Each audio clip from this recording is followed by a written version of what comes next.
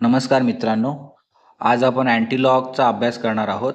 तर त्या अँटीलॉग काढण्यासाठी काही रूल्स आहेत, तर ते रूल्स आधी आपण समजून घेऊया. त्यामध्ये फर्स्ट रूल असा आहे, first separate characteristic P and mantissa Q of logarithm. Okay, आपण जो अँटीलॉग काढतो तो लॉगचा अँटीलॉग काढतो, त्यामुळे त्यामध्ये दोन गोष्टी असतात, एक कॅरेक्टरिस्टिक असते आणि एक मेंटिसा असते. कॅरेक्टरिस्टिक्स असते ती डेसिमल पॉईंटच्या लेफ्ट हँड साईडला असते, मॅन्टिसा असते ती डेसिमल पॉईंटच्या राईट साईडला असते. तर अँटीलॉग करताना कॅरेक्टरिस्टिक्स आणि मेंटिसा हे सेपरेट करून घ्यायचे. ओके, त्याच्या सेकंड रूल काय, the antilog of mantissa Q is found out from the antilog table. Okay, मग जो राईट हँड साईडचा पार्ट आहे त्याचा यूज करून अँटीलॉग टेबलमधून आपल्याला ह्या टेबलमधून आपल्याला आन्सर फाइंड आउट करायचं असतं. ओके, आणि लास्ट रूल काय आपला, P plus one is equal to M. हे काय आपला, हे आपल्याला डेसिमल पॉईंट किती द्यायचे त्याबद्दल आहे. तर if M is a positive, म्हणजे ह्यामध्ये वन ॲडिशन केला जो पॉझिटिव्ह असेल, then the place of decimal point after M digit. Okay, second rule, if M is negative then the place of decimal point before M zeros from the first digit, and third one is if m is equal to 0 then the place the decimal point after the first digit of antilog of mantissa. Okay, तर हे तीन rule तुम्हाला असे समजणार नाही, त्यासाठी आपल्याला काही एक्झाम्पल सॉल्व करायचे, तर ती आता आपण सॉल्व करून बघूया.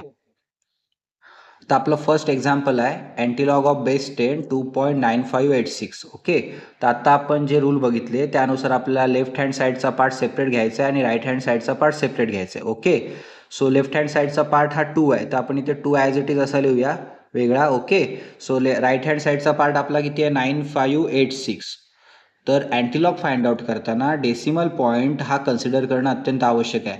आपला अँटीलॉग फाइंड आउट करताना ज्या व्हॅल्यू चेक करायच्या आहेत त्या राईट हँड साईडच्याच चेक करायच्या आहेत. म्हणजे 95मध्ये आपल्याला 8 आणि 6 मीन डिफरन्समध्ये चेक करायचा आहे. Okay, this is the basic rule for अँटीलॉग.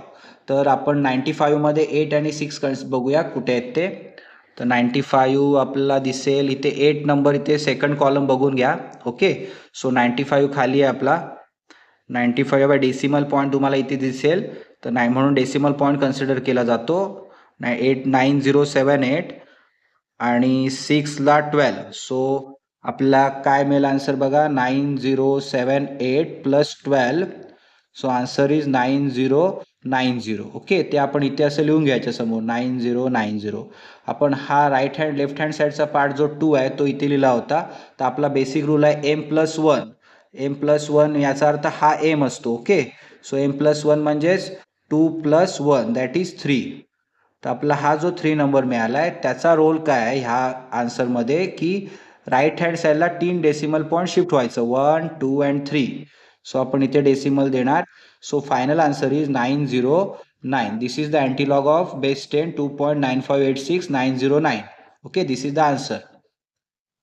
आपलं सेकंड एक्झाम्पल काय बघा, अँटीलॉग ऑफ बेस 10 0.2015. ओके, तर ह्याचा आपला अँटीलॉग काढताना सेम रूल आहे की डेसिमल पॉईंटच्या राईट हँडचा नंबर कन्सिडर करायचा, दॅट इज 20मध्ये 1 आणि आपण 5 चेक करणार आहोत. ओके, हा तुमचा लेफ्ट हँड साईडचा नंबर आपण इथे 0 घेऊया, तर फॉर्म्युला आपला 0 plus 1, so answer is 1. Okay, 1 add नेहमीच करायचं आपल्याला. ओके, सो 20मध्ये 1 आणि 5 अँटीलॉगच्या टेबलमध्ये बघूया. आपण अँटीलॉगचा टेबल बघतोय. ओके, सो अँटीलॉगमध्ये 20मध्ये 1 and 5.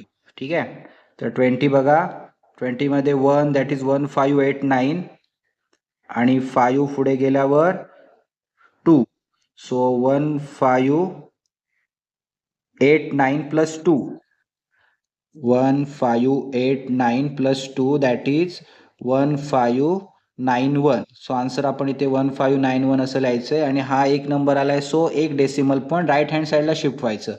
So 1.591. This is the answer of our example. Okay, आपलं थर्ड एक्झाम्पल आहे antilog of base 10 bar 1.8840. Okay, so ह्यामध्ये लेफ्ट हँड साईड आहे ती कॅरेक्टरिस्टिक आपण -1 इथे लिहूया आणि आपला पुढचा नंबर आहे 8840, त्याची आपल्याला अँटीलॉग बघायचा आहे अँटीलॉगच्या कॉलममध्ये. ठीक आहे, तर बघूया आपण 88.4मध्ये 4 आणि 0, सो 0ची काय गरज नाही, 88.4मध्ये चेक करूया. सो अँटीलॉगच्या कॉलममध्ये 88 तुम्हाला दिसेल इथे 88. ओके, 88मध्ये 4 4 7 6 5 6. Okay, so answer 7656. इथे बार 1 म्हणजेच -1. आपला रूल काय, याच्यामध्ये ॲड किती होणार, +1 ॲड होणार. -1 + 1 get cancel, so answer is 0. So आपण आता इथे डेसिमल 0 असल्यामुळे इथे डेसिमल पॉईंट देणार. So answer is 0.7656. This is the antilog of this question. Another example is antilog of 17.4450. Okay, so आपला ह्याचा आन्सर फाइंड आउट करण्यासाठी आपल्याला 17 नंबर इथे लिहायचा आहे. ओके, त्यामध्ये आपला रूलनुसार 1 ॲड करतो, सो 18, राईट. सो ही आपल्याला आन्सर 18 इथे आपण साईडला ठेवूया आणि आपण 4450 मध्ये टेबलमध्ये चेक करूया. 44 मध्ये 5 बघूया. तर 44 तुम्ही बघू शकता. ओके, तर इथे 44 आहे, 44 मध्ये 5, दॅट इज 2686. ओके, तर 5 कॉलम मध्ये आपण चेक करतोय. 44 ला 5 मध्ये 2786. Okay, this is the answer 2786 into, सोपा आहे. 18 आपल्याला नंबर तेवढे झिरोज पुढे जावं लागेल, 1 2 3 4. आता आपण एक चेक दाखवतो तुम्हाला. इंटू 10⁻18. जर आपण ह्या फॉर्ममध्ये लिहिलं असतं वरच्या की झिरोज कुठे द्यायचे, तर असं लिहिलं असतं 2786. तर झिरोज दिले असते 1 2 3 4 5 6 7 8 9 10 11 12 13 14 15 16 17 18.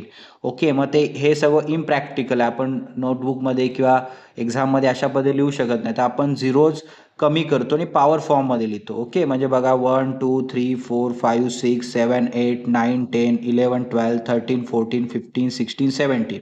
सो आपण इथे समजा पॉईंट दिला 2.786 into 10⁻17. Okay, this is the answer. आता आपण इथे हा डेसिमल पॉईंट असा असतो, कारण आपल्याला मुळातच आन्सर देताना ह्या पद्धतीने असतं, बरोबर आहे.